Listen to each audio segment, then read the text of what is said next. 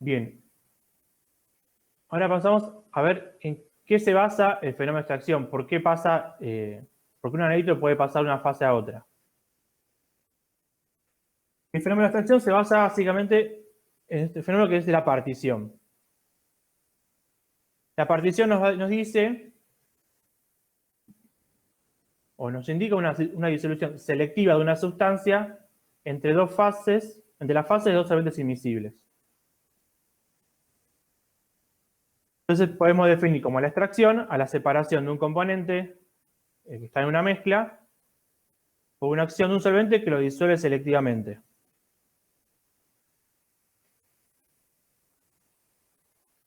Entonces, en el caso de la extracción, lo importante es tener en cuenta las solubilidades que tiene un cierto analito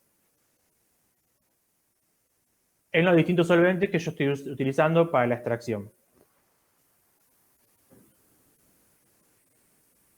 Y algo a tener en cuenta es no confundir extracción con lavado. Uno en la extracción lo que hace es sacar de un solvente el analito que uno le interesa, y en el lavado lo que hacemos es sacar impurezas. Entonces, mi analito queda en la fase original, no lo estoy sacando. Es importante no confundirse.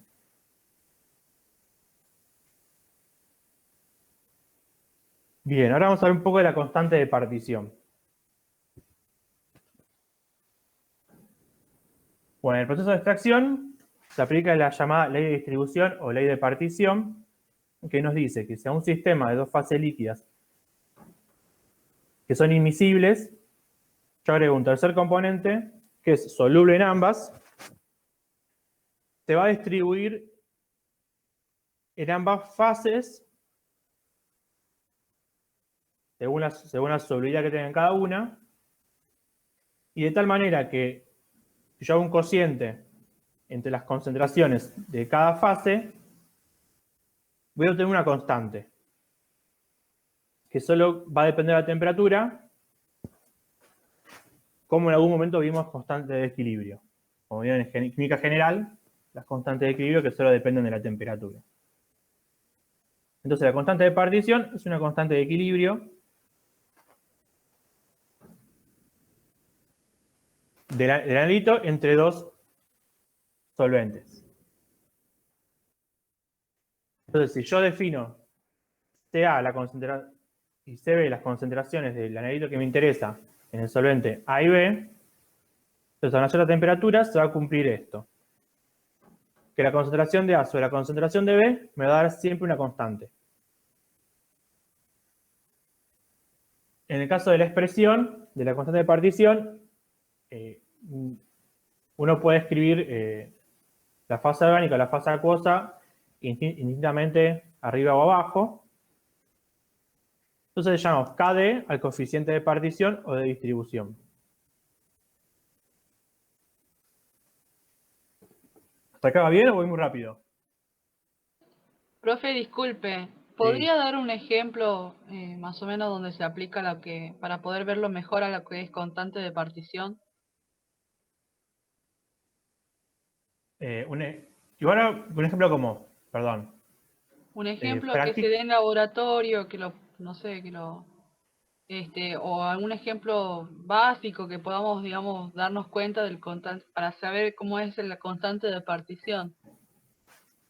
a ver si con lo que viene ahora resuelve eso. Ok, profe.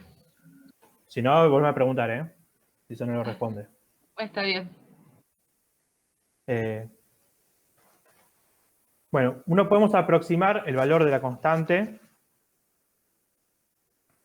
utilizando los valores de solubilidad de ese analito en cada solvente. Un ejemplo, el ácido acetilsalicílico. Bueno, buscamos en tablas su valores de solubilidad a 25 grados y nos da bueno, tenemos estos valores. Entonces, para calcular la constante de partición, o esta aproximación, lo que hacemos es reemplazar. Yo en este caso elegí la fase orgánica arriba, fase acuosa abajo. Entonces definimos la constante de partición va a ser igual a la solubilidad del ácido acetilsalicílico en éter dividido la solubilidad de ácido acetilsalicílico en agua. Hacemos la cuenta y nos da 3,5. Siempre es importante, si uno tiene que escribirla de esta manera y informando. Esto no me dice que, bueno, cómo fue que hice la cuenta, ¿no? Éter en el numerador y la solubilidad en agua en el denominador, para tener en cuenta qué me está diciendo este valor de 3,5. Lo que me dice es que cuando yo agrego ácido acetilsalicílico a una mezcla de igual volumen de éter y agua, la concentración del ácido en el éter va a ser aproximadamente 3,5 veces mayor que en el agua.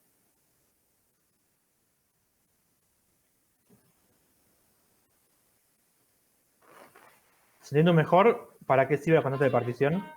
Sí, ya lo pude entender. Genial.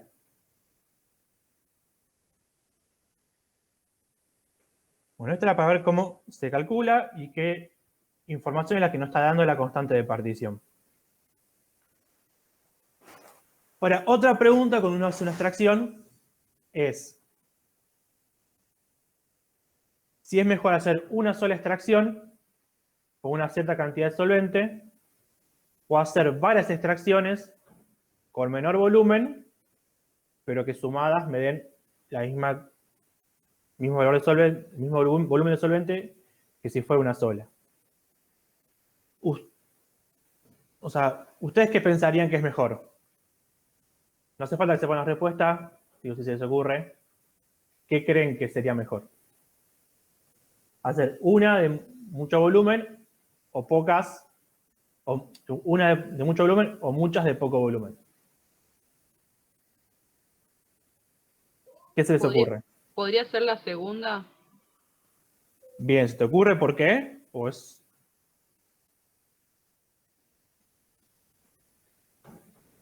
Si no se te ocurre, no importa. Pero pregunto.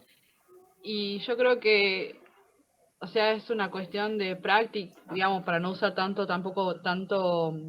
digamos, para poder extraerlo mejor, con más pureza al compuesto, y también poder hacer quizás algún lavado intermedio para ir sacando las impurezas, no sé, se me ocurre. Bien. Pues. Sí, la respuesta es que es mejor varias extracciones con menor volumen.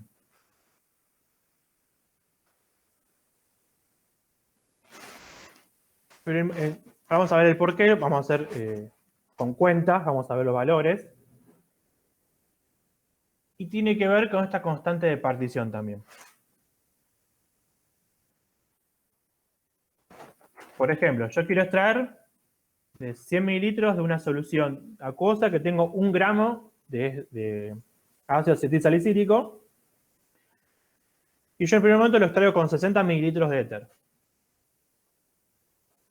Entonces yo puedo calcular cuánto voy a extraer de ácido a partir del KD, de la constante de partición. Entonces defino X como los gramos que yo voy a extraer del ácido. Y entonces 1 menos X, 1, tengan en cuenta que es porque tengo 1 gramo de ácido, de la masa inicial, menos la cantidad que yo voy a extraer en el ácido en la fase de éter, van a ser los gramos que me van a quedar en la fase acuosa. Entonces, como ya planteamos antes la constante de partición éter-agua, que lo podemos definir como la cociente entre las solubilidades, entonces lo que hago es reemplazar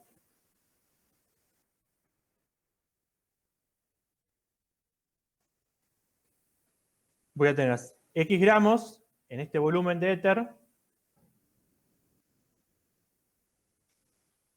Entonces lo que voy a tener la masa que voy a tener en agua va a ser 1 menos X sobre el volumen total de la muestra original, que son 100 mililitros. Si no se da cuenta, es el despeje, que no tiene mucha importancia hacer el despeje. Si quieren después lo pueden plantear y pensar.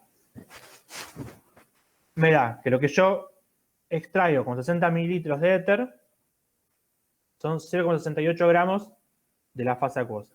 O sea, yo voy a tener 0,68 gramos del ácido acetilsalicílico en mi fase orgánica. Y ahora podemos plantear qué pasa si yo en vez de hacer una sola extracción de 60 mililitros, hago 2 de 30 mililitros. Entonces, para una primera extracción, voy a utilizar la constante de partición, que es 3,5,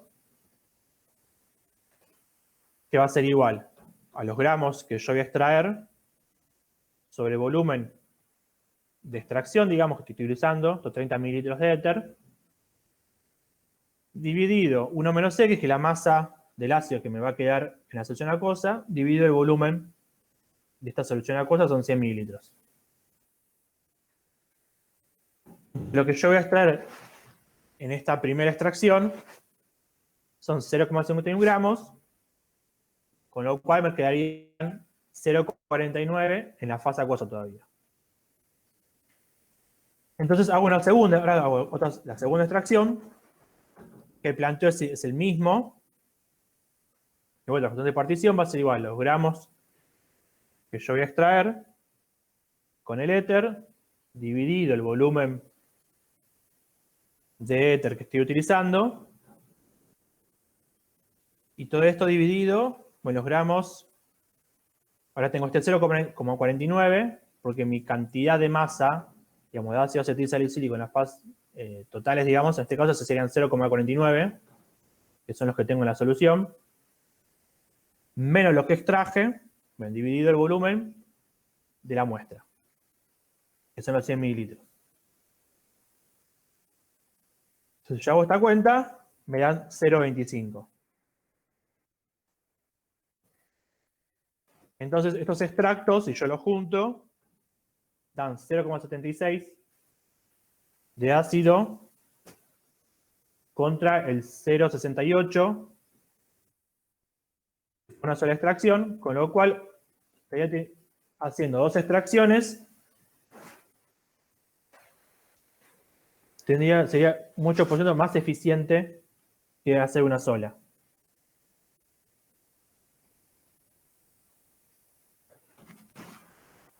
Entonces, si quieren una regla general, a mayor cantidad de extracciones, mayor es lo que yo voy a estar recuperando. Pero, ¿tiene sentido hacer, no sé, 6 extracciones de 10 mililitros? ¿O 10 extracciones de 6 mililitros? ¿Creen que va a tener sentido?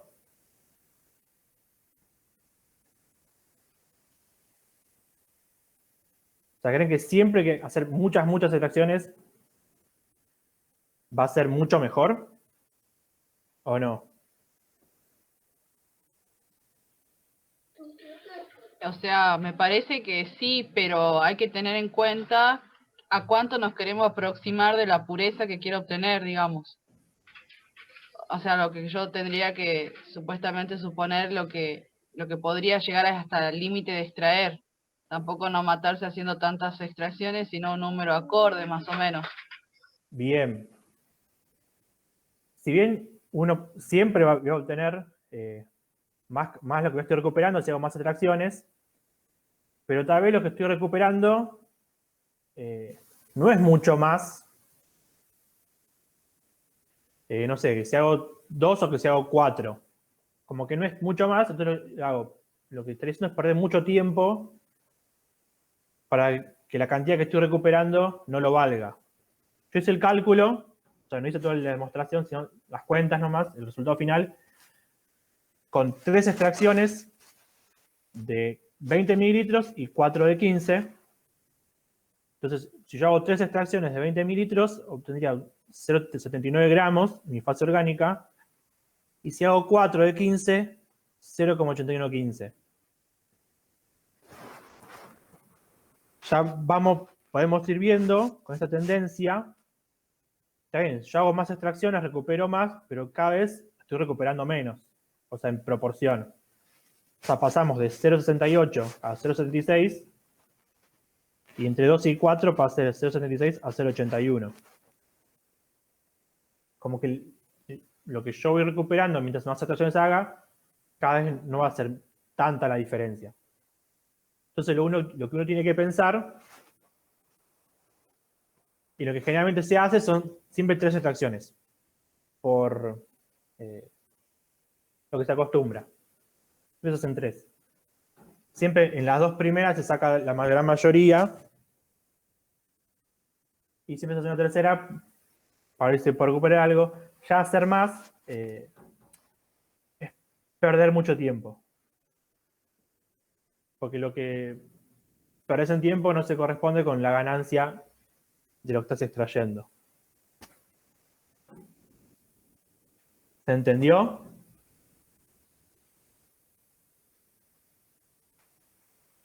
Sí. Bien. ¿Preguntas acá?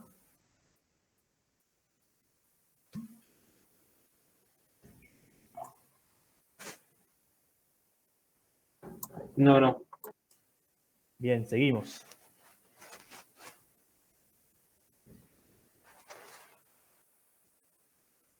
Otra pregunta que uno se puede hacer cuando quiere hacer una extracción es cómo elegir el solvente de extracción. ¿Cuál sería el mejor solvente? Y esto va a depender de varias cosas. Primero, la volatilidad, porque uno tiene que pensar que, bueno, cuando yo extraigo un analito, por ejemplo, el H-acetil salicílico, de la fase acuosa a la fase orgánica, esa fase orgánica, a uno no le interesa tener el analito en un solvente. Lo quiere tener puro. Entonces tiene que pensar de usar un solvente que sea fácil de sacarse de encima. Entonces, lo mejor es siempre usar solventes que sean volátiles. Por eso uno en general trata de sacar los analitos de una fase acuosa, porque el agua es difícil de evaporarla, no es tan simple, pero siempre conviene ya una fase orgánica y usar un solvente, como puede ser éter, cloroformo o hexano, que son volátiles, entonces es fácil sacártelo de encima. Bueno, también va a depender de la inflamabilidad y la toxicidad. Siempre conviene utilizar como solventes los menos riesgosos posibles, dentro de las posibilidades que uno tiene en su laboratorio para elegir. Siempre conviene los que menos problemas te pueden llegar a traer a uno mismo, digamos.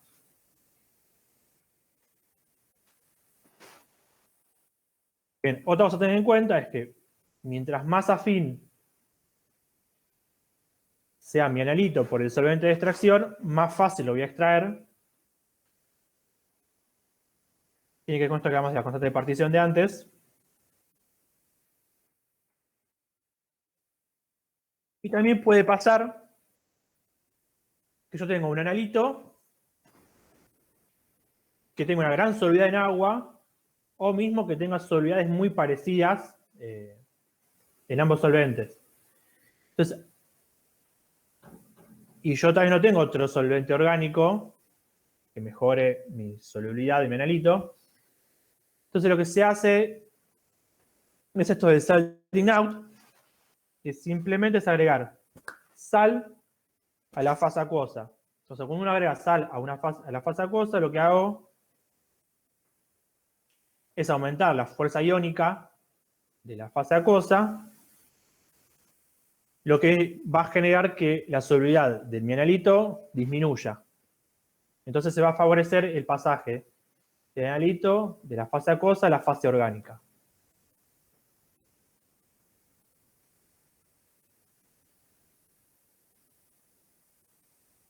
¿Se entiende esto de salting out?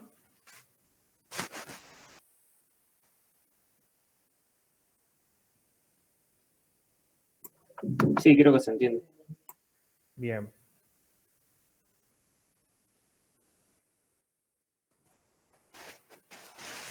Y otra cosa importante, que en general en las extracciones líquido-líquidos es importante, es que el solvente que yo utilice no me altere la estructura del mineralito que yo voy a extraer. A excepción de las extracciones ácido-base, que son las que vamos a ver, que a partir de estas reacciones que son reversibles, de protonaciones y desprotonaciones, o sea, es decir, de pasar un compuesto neutro a uno cargado, va a cambiar la solubilidad que yo tengo en el solvente orgánico o en la fase acuosa, y así puedo ir jugando y separando distintos compuestos. Vamos a ver más en detalle después, o ahora. Entonces, para pasar un poco más cuestiones prácticas, es decir, cuando uno le lleva una muestra, un procedimiento que debería hacer, se puede decir, es, cuando uno recibe la muestra, primero lo que hay que hacer es determinar cantidad de componentes. No es lo mismo querer separar una muestra que tengo 2 analíticos de interés o que tengo 4 analíticos de interés. No es lo mismo. Entonces, y para esto usamos ACCD, la cromatografía en capa delgada. Bueno, el segundo paso, cuando yo ya sé cuántos compuestos tengo, idealmente sería bueno como también poder identificarlos o tener por lo menos una idea de cuáles podrían ser las algunas posibilidades, porque si no sería muy difícil hacer un esquema de extracción para componentes que uno no tiene idea qué son, es mucho más difícil.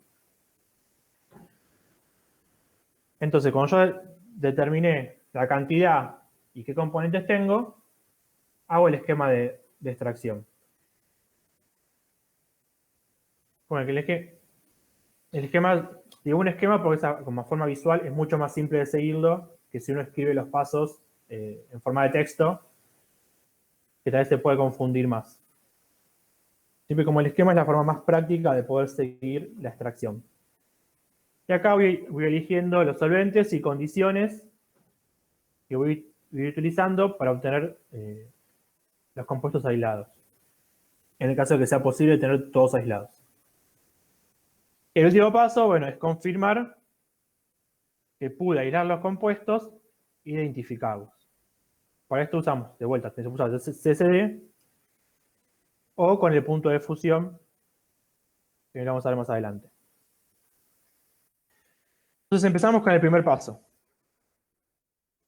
¿Qué se acuerdan del CCD?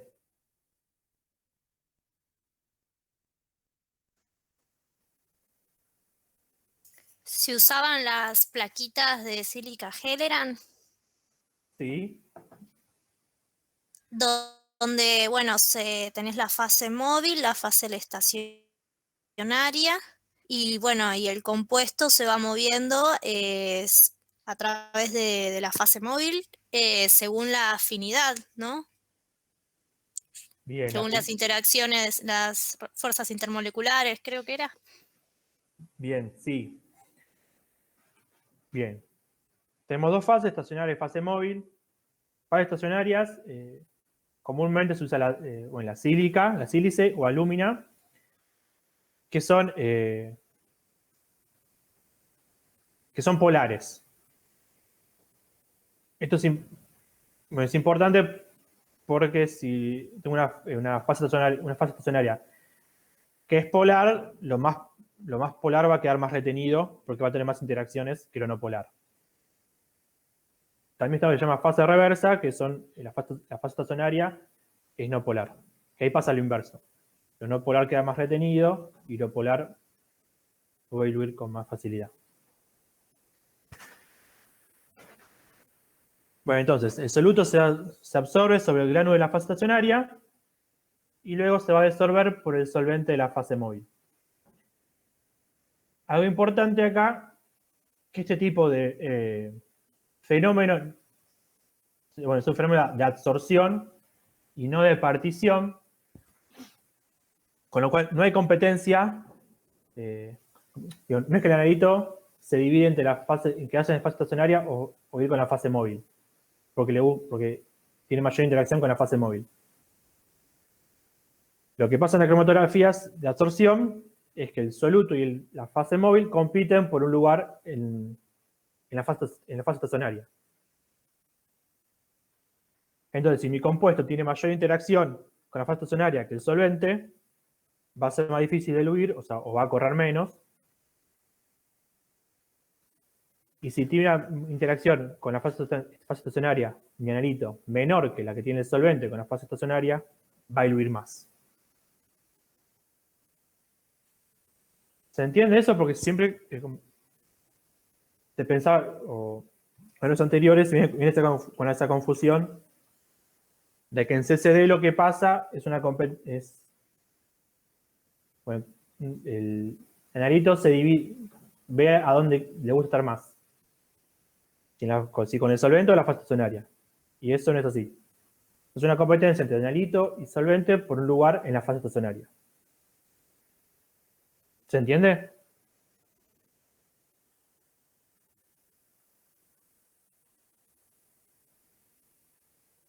Sí, sí, se entiende. Bien.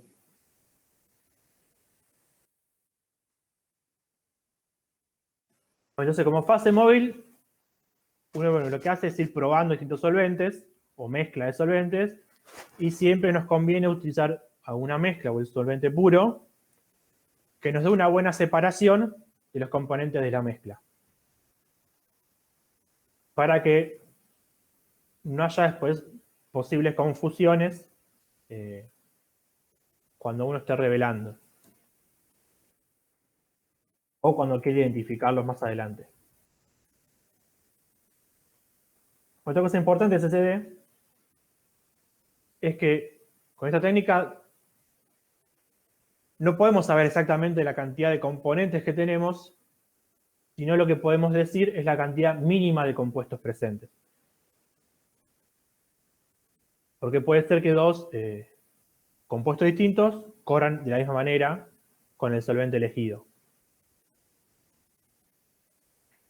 Bueno, y lo que hacemos es después de correr la placa es usar algún revelador. Que lo más común que usamos en la materia es la lámpara de UV, que es prácticamente universal. También se usan cubas de iodo, que también es un solvente universal, o también se podría usar en algún otro caso algún específico que detecta algún grupo funcional en particular. No sé, que puede detectar un grupo ácido o un grupo amino, según lo que a uno le interese buscar.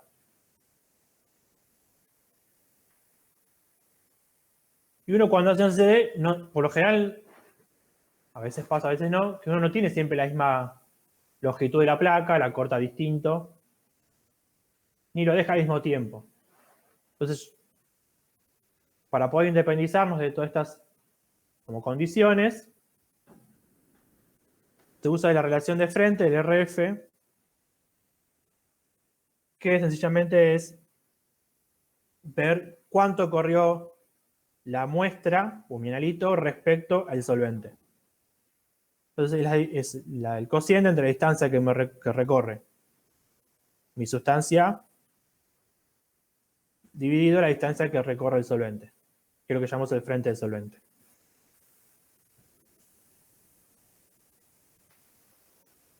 ¿Alguna duda con CCD? No, todo bien. Perfecto. Bien, entonces ahora vamos al segundo paso de ver el esquema de extracción. O, más que dicho, qué usar.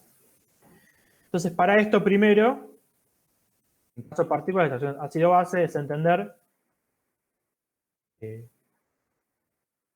pasa a cada compuesto cuando yo agrego ácido-base. Entonces, en la extracción ácido-base, uno utiliza estas propiedades ácido-base de algunos compuestos para poder separarlos. Es importante tener en cuenta que se están produciendo reacciones o sea, hago reacciones.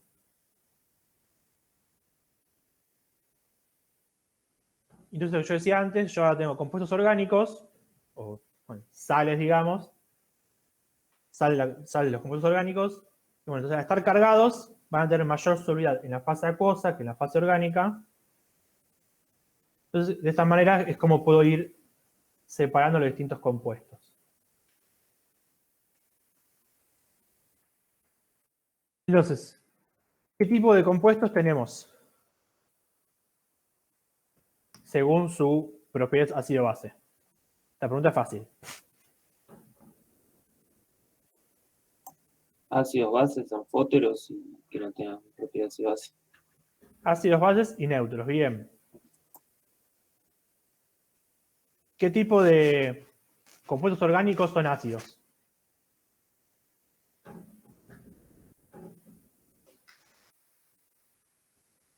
Ácidos carboxílicos. Los ácidos, bien. ¿Y qué más? Los alcoholes también. No, Bueno, fenoles, pero los fenoles. Los alcoholes son... o sea, no se los ácidos, pero muy, muy poco no ácidos. sí, no se los consideran como ácidos. Sí los fenoles, que son ácidos débiles.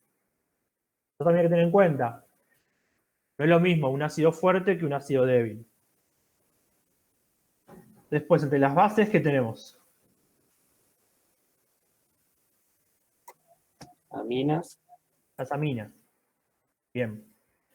Y después los neutros, que son todos los demás. Ahora es importante pensar qué le va a pasar a cada uno de estos cuando yo le agrego un ácido fuerte, una base fuerte o una base débil. Empezamos con, si yo le agrego ácido fuerte, por ejemplo, ácido clorhídrico. Y después también quiero que me digan en qué fase va a terminar el producto de esta reacción. Si yo tengo un ácido fuerte y le agrego ácido clorhídrico, ¿qué va a pasar? Nada. No hay reacción. Perfecto. O sea, el ácido va a seguir como tal, entonces no hay reacción. O sea, el ácido orgánico. Entonces, ¿en qué fase terminaría? ¿Una fase orgánica o una fase acuosa? En fase acuosa. No, porque seguiría protonado, entonces no tendría carga y estaría en fase orgánica. Sí, es más probable que esté en la fase Sí. orgánica. Va a tener mayor afinidad por la fase orgánica. Con el fenol, ¿qué pasa?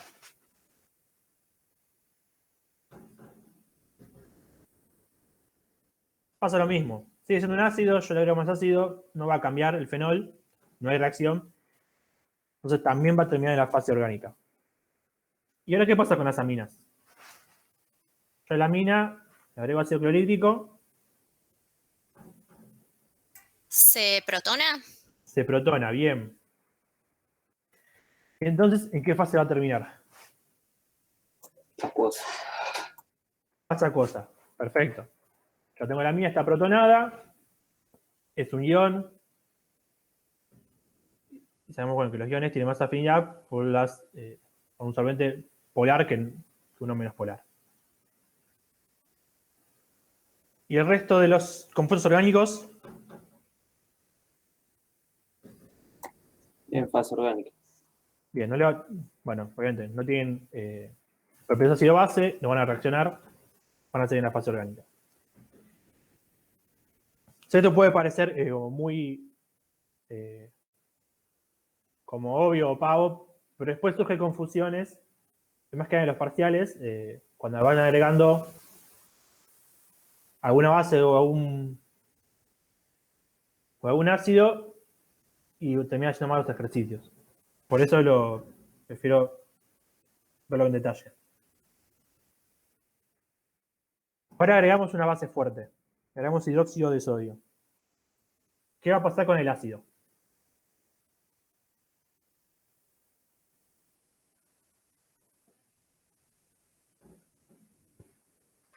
Se va a ionizar.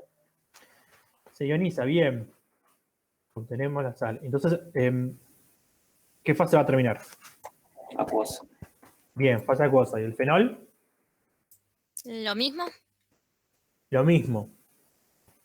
Se desprotona, que me queda ionizado, va a la fase acuosa. Con la amina, Nada, no va a reaccionar. Bien. No reacciona, una base, agrego base, no va a pasar nada. Termina la fase orgánica. Bueno, y el neutro pasa lo mismo que con el ácido. Como no tiene propiedad ácido-base, no va a reaccionar. Y termina la fase orgánica.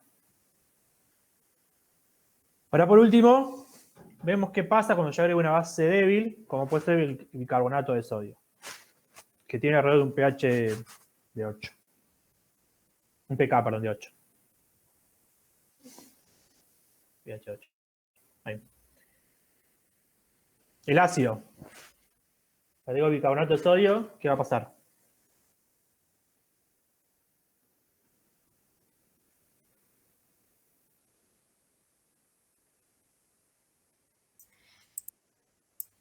Parte se ioniza y parte no. Se ioniza. Ah, bueno.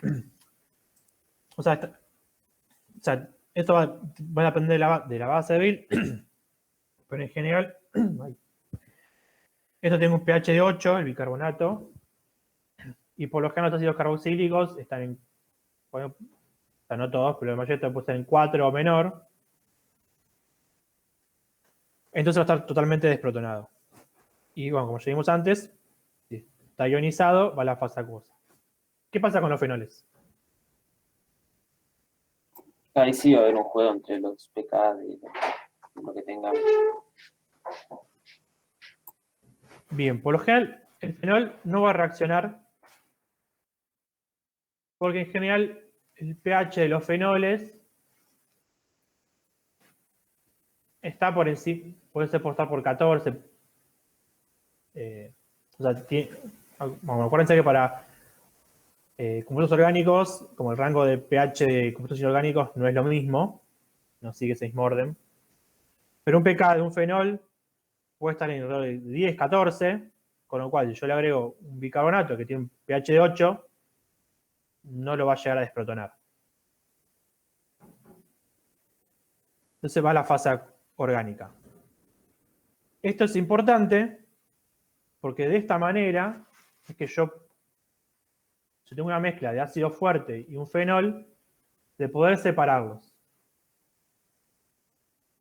O sea, siempre es importante pensar que la solución ácida que la solución básica que estoy agregando, ¿a qué pH llega?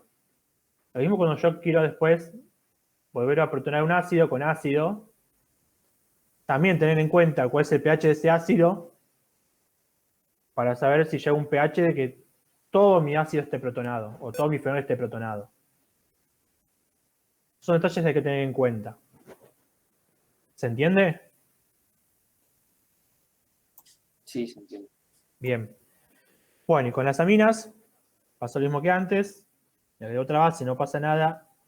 Fase orgánica y los neutros, como siempre, que vienen en la fase orgánica. ¿Se entendió todo esto? Igual después con la práctica se va a entender mucho más. Sí, se entendió.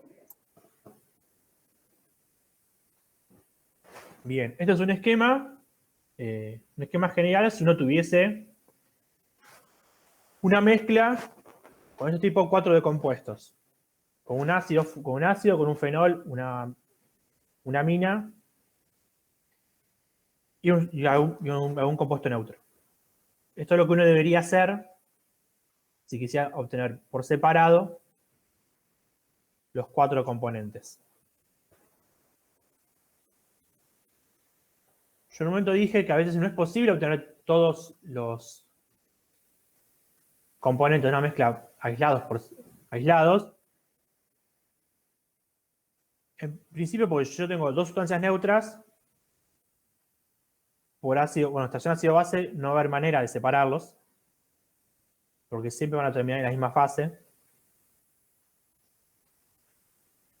Por eso decía esto de, bueno, si es posible, se obtienen por separado todos, se obtienen aislados.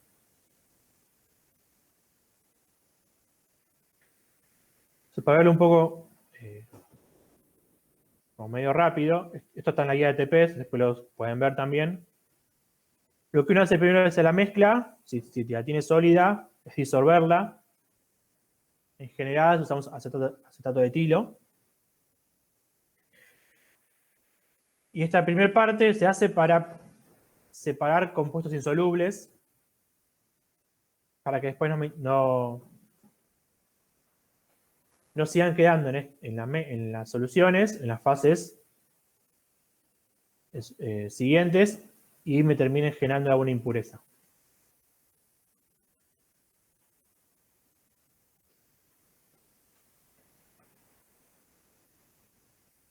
Bien.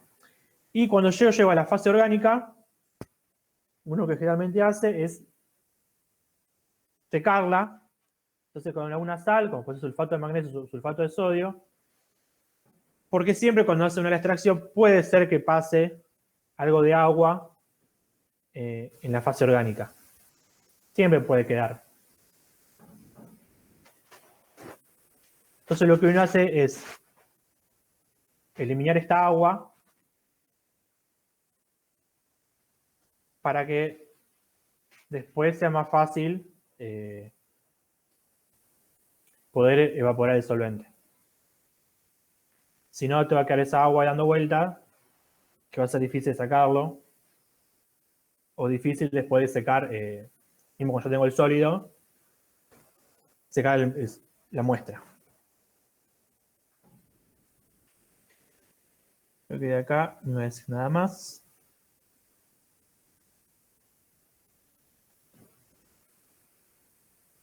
Bueno, como decía, bueno, es importante siempre los pHs. Siempre que cuando uno hace una extracción, informar cuando agrega a una solución ácido básica hasta qué pH tengo que ir.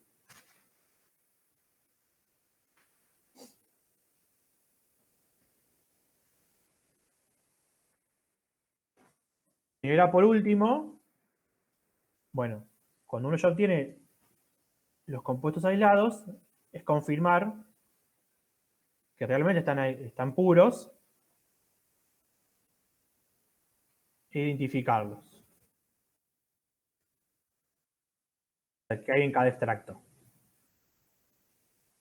Entonces se puede hacer por CCD, comparando contra patrones. Lo que hago es comparar la fase orgánica con algún patrón para poder identificarlo, como es el caso de acá. Si vemos que tiene el mismo RF, sé que el analito en esa fase orgánica es este patrón. Y también podría ver en principio si está puro o no. Si yo hago la ilusión y veo que mi fase orgánica tiene 2 manchas, ya puedo decir que no está puro. Pero también, como dije antes, el CCD, si yo hago la placa y me da esto, tampoco puedo confirmar que está puro. Una, porque puedo tener que justo me haya corrido igual. Y también puede pasar que la concentración de mi impureza sea muy chiquita, que yo no la pude haber visto al revelar la placa. ¿Sí? O sea, como se ve, sería un primer criterio para poder determinar, identificar que tengo esta fase orgánica y ver si lo logré obtener con puro o no. ¿Se entiende? Sí, se entiende. Bien. Bueno, y lo último es utilizar el punto de fusión como criterio de pureza e identificación. Bueno, obviamente el punto de fusión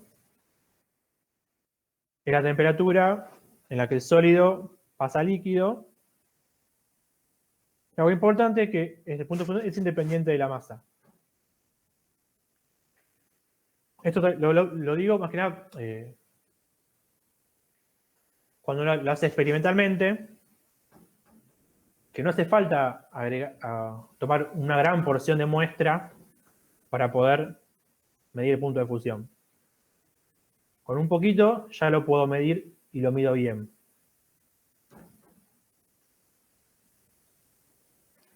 Después también el jueves, no sé si ya alguna vez usaron, pero bueno, les voy a explicar mejor con el equipo en mano, el material en mano, de las dos maneras que tenemos para medir el punto de fusión. Entonces empezamos primero con el punto de fusión como criterio de pureza. El punto de fusión de una sustancia que es pura se da en un rango muy chiquito de temperaturas, en general entre 0,5 y 1 grado.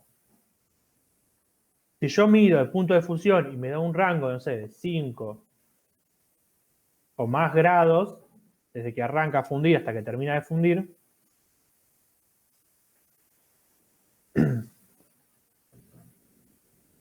yo puedo decir que mi muestra está impura. Y si además yo ya conociera cuál es mi componente, me va a dar cuál es la identidad de mi compuesto. Además de ser un rango amplio, el punto de fusión que yo voy a medir va a estar por debajo del verdadero.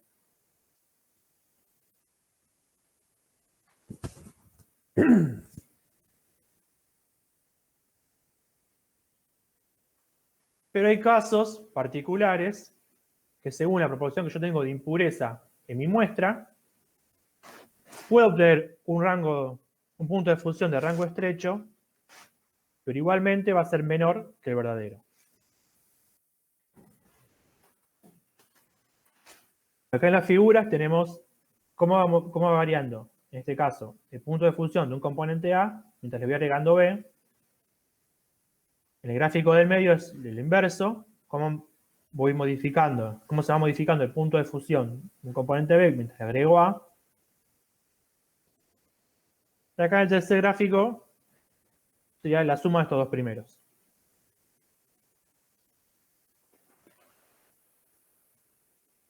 No es que uno va agregando como si quiere impureza a una sustancia y el punto de fusión va a bajar indefinidamente. El menor punto de fusión va a ser en este punto E, que se llama punto eutéctico, y es el único punto de la mezcla AB donde tengo tres fases. Donde tengo el sólido A puro, sólido B puro y un líquido AB de composición ME, que se llama que es la mezcla eutéctica. Entonces, si yo tengo a esta composición, ME, cuando yo quiera medir el punto de fusión, voy a tener un rango estrecho de temperaturas. Con lo cual eso me puede engañar a pensar que tengo una sustancia pura, pero no es pura.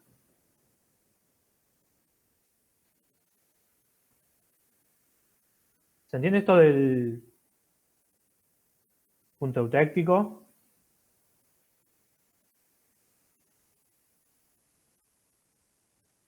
¿Tienen alguna pregunta?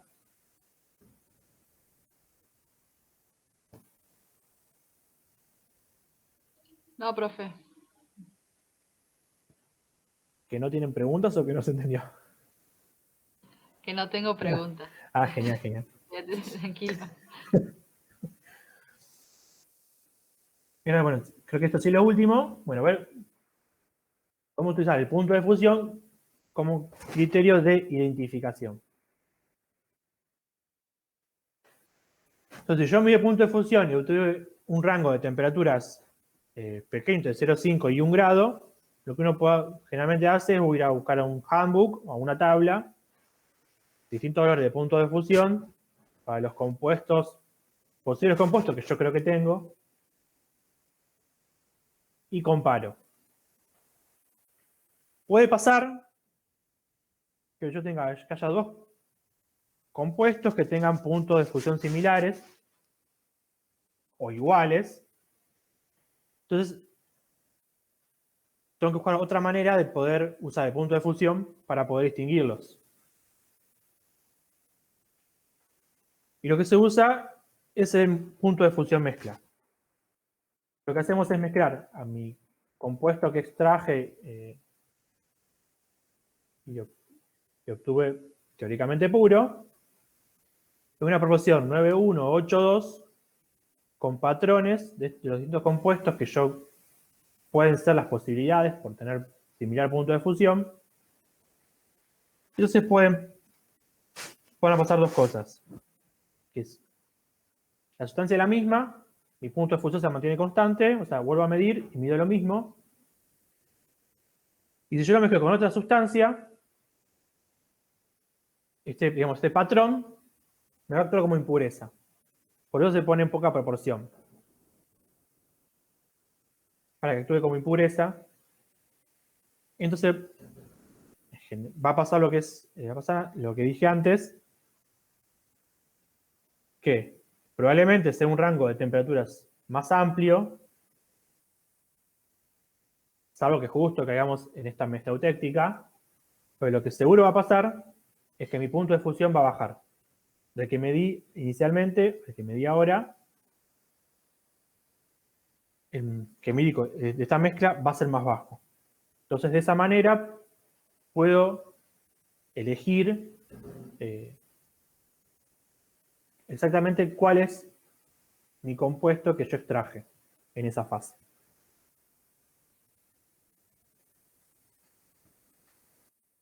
Bien. ¿Alguna pregunta?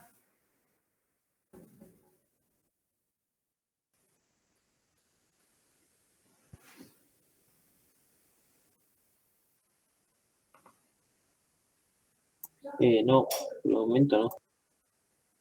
Bien, igual el jueves voy a retomar un poquito. ¿Se ve el PDF, no? Sí. Sí.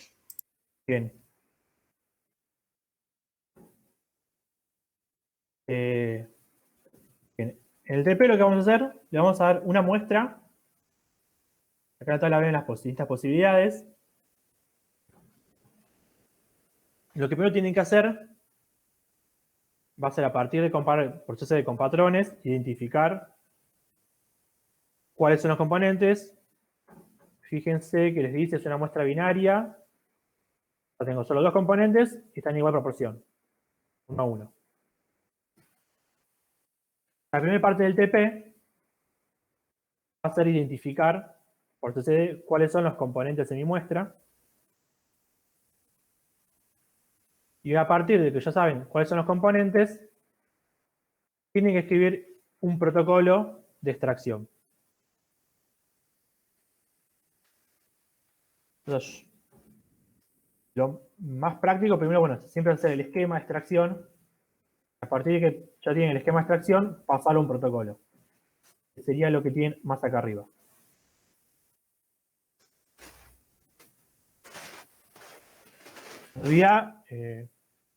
La idea es que el protocolo siempre es más práctico que sea en forma de pasos y no en forma de párrafos.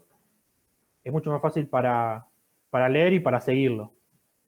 Por ejemplo, acá tenemos, no sé, en forma de párrafos, a veces es más fácil confundirse dónde me quedé, dónde estoy. Entonces siempre los protocolos, por practicidad, conviene escribirlos en forma cual receta, digamos, por pasos. Primer paso se hace tal cosa, segundo paso, tal otra.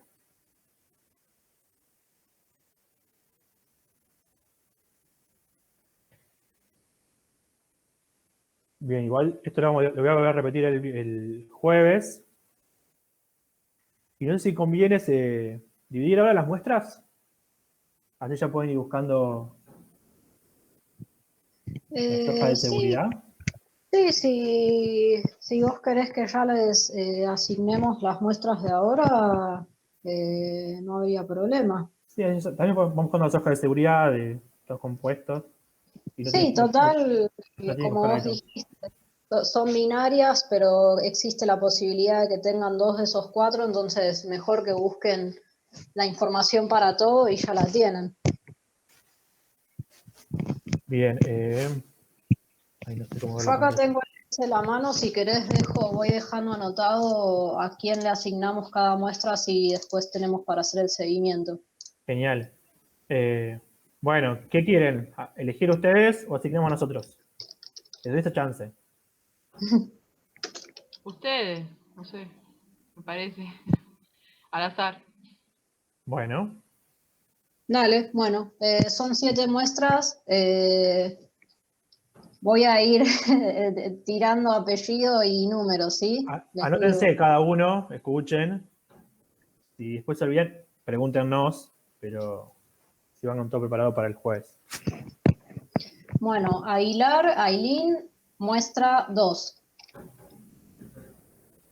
Boy, Julián, muestra 5. Céspedes, Walter, muestra 3. Coronel, Tatiana, muestra 4. Cruz, Sofía, muestra 1. Espíndola, Camila, muestra 7. Milok, Janina, muestra 6.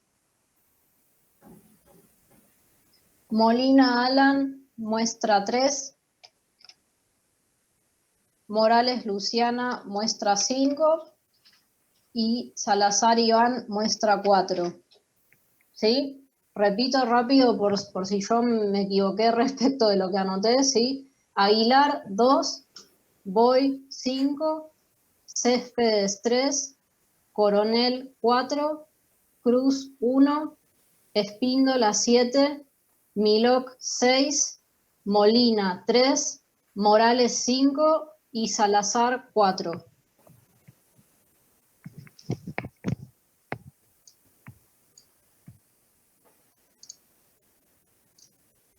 Sí, un consejo que se me ocurrió, que me parece que estaría bueno, si pueden búsquense sus tablas de datos de química orgánica, cualquier cosa, si no las encuentran, mándenme un mail y se las mando, porque como les dijo Gerardo, algo común que a veces pasa, a mí me pasa mucho cuando corrijo en los llamados de final, es que no se acuerdan bien las reactividades de cada grupo funcional y por ende, cuando después tienen que armar el diagrama de extracción, hacen las cosas mal, o sea, plantean que tienen que usar una solución de un tipo cuando es de otro, entonces revisen sus tablas de datos de química orgánica, que ahí tienen los pKa de distintos grupos funcionales, y bueno, les va a venir bien refrescar eso antes de armarse el protocolo para esta muestra, ¿sí?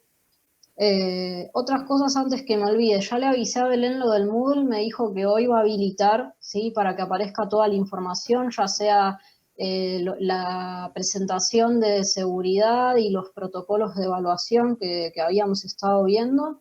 Y bueno, el link ese que está caído de las fichas de seguridad, si efectivamente está caído, estamos viendo de encontrar si está redireccionado en algún lugar el link bien o no. Y una cosita más que está bueno también, que eso se acordó Gerardo, ¿sí? Cuestión del informe. Recuerden que no son como Labo 1 los informes, ¿sí? En donde simplemente a mí me interesaba compartir si un resultado cumplía o no con una norma. Entonces, acá les estoy mostrando. En la página 15 de la guía, ¿sí? Ustedes tienen cómo deberían hacer más o menos la confección para los informes del Labo 2, ¿sí? Que como les dijo Gerardo, son más bien similares a los que hacían en química general o en química orgánica, en donde tengo más bien un documento, en donde tengo un título, obviamente, que me especifica la práctica que estoy haciendo, una introducción breve comentando qué es lo que se hizo, ¿sí? O cuáles son los objetivos de ese trabajo práctico, y después subdivisiones en donde o bien detallo o describo cuál fue el protocolo experimental hecho, posteriormente otro lugar en donde se discutan, ¿sí? Cuáles son esos resultados experimentales, y obviamente tengo que tener una conclusión que se tiene que condecir con los objetivos que yo propuse, es decir, si se cumplieron o no, o si se podría haber hecho algo diferente o que puede haber ocurrido. Bibliografía, ¿sí? No se olviden de eso, van a usar fichas de seguridad, van a buscar datos seguramente de puntos de fusión o cuestiones de ese estilo. Y bueno, cualquier duda, acá en la página 15 y 16 de la guía lo tienen eso más en detalle. Y bueno, les recuerdo una última vez, si pueden, aquellos que no vayan a hacerlo de forma manuscrita, traten de enviar el TP1 por mail, porque bueno, justamente yo la clase que viene no voy a asistir, ¿sí? Así no me demoro yo con las correcciones de eso tampoco. Por mi cuenta creo que estaría todo dicho. Profe, y el tema de, o sea, el jueves ya iríamos al laboratorio y hay que tener en cuenta algún protocolo, cosas que hay que saber para la asistencia. Perfecto. Sí, el jueves ya vamos a arrancar con la presencialidad. Belén en estos días tendría que estar enviándoles a todos de forma general, los inscriptos en la materia, cómo es el protocolo de ingreso al módulo, ¿sí? O sea, hay ciertos protocolos para ingresar al módulo, les cuento en líneas generales cómo es.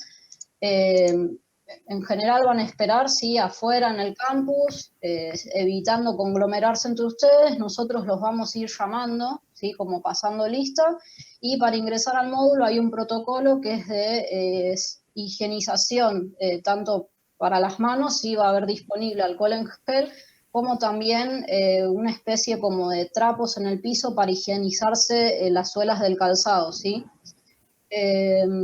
Después, en los laboratorios, como les había dicho antes, van a ver que hay lugares de trabajo que ya están marcados, es decir, en el piso hay como una especie de carteles en donde cada uno de esos carteles indica cada una de las posiciones de trabajo. La idea es que, por la situación sanitaria, tratemos de estar moviéndonos lo menos posible en el laboratorio y que ustedes traten de permanecer lo más que puedan en su puesto de trabajo, ¿sí? Y van a tener también especificado en dónde en específico dejar las cosas que ustedes traigan, ya sea una mochila o un abrigo. Pero eso, Belén en estos días seguro les va a mandar un mail y todas esas dudas las va a evacuar y si les quedan dudas, nos consultan, ¿sí? No hay problema. Listo, genial.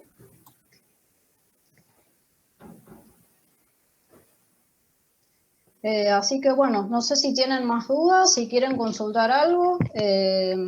Si no es Profe, así, una bueno, consulta. sí, En el caso del trabajo 1, de seguridad de laboratorio, la sí. estructura del informe que nos acaba de mostrar, ¿la adaptamos a lo que vamos a hacer, digamos? Por ejemplo, no sé, en reacciones químicas no vimos.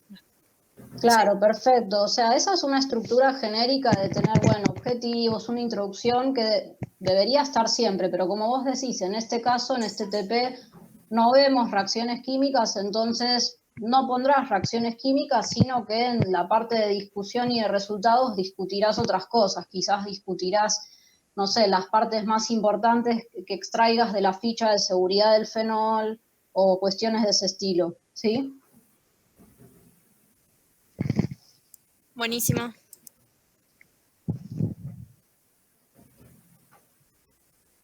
¿Alguna otra duda, consulta?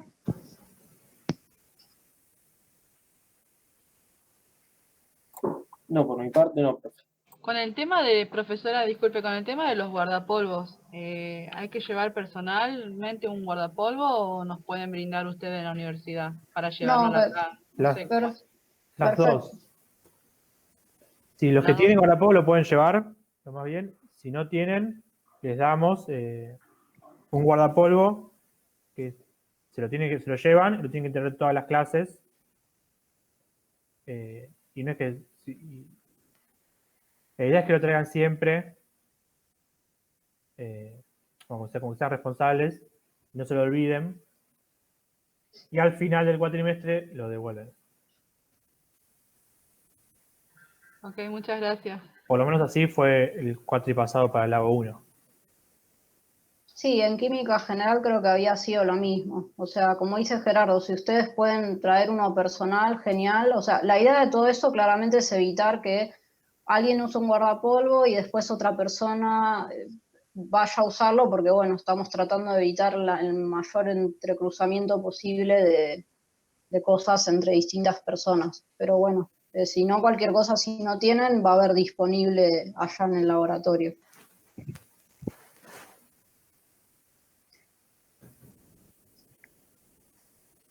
Profe, ¿el informe se lo enviamos a los dos o solo a usted, Jazmín?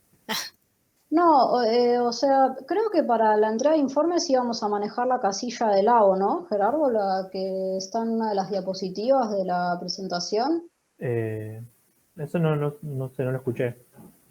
No, o sea, Belén había habilitado una casilla que aparentemente era para, creo que más que nada es para resolver dudas. Yo lo que les sugiero, si quieren, para no atosigar quizás esa casilla que también es para las otras comisiones, mándenos los informes a los dos, ¿sí? Sí. Después nosotros nos repartimos quién corrige cuál, ¿sí? No se preocupen por eso, pero mándenos a los dos, aquellos que lo puedan entregar por mail. Buenísimo.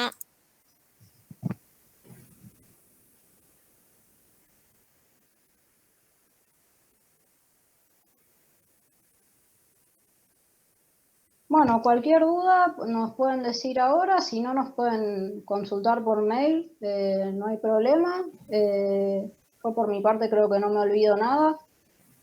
Bueno, los estaré viendo recién en 2 semanas, ya que la clase que viene no voy a poder estar ahí. Y bueno, espero que les haya sido ameno dentro de todo y bueno, que estén con entusiasmo para cursar.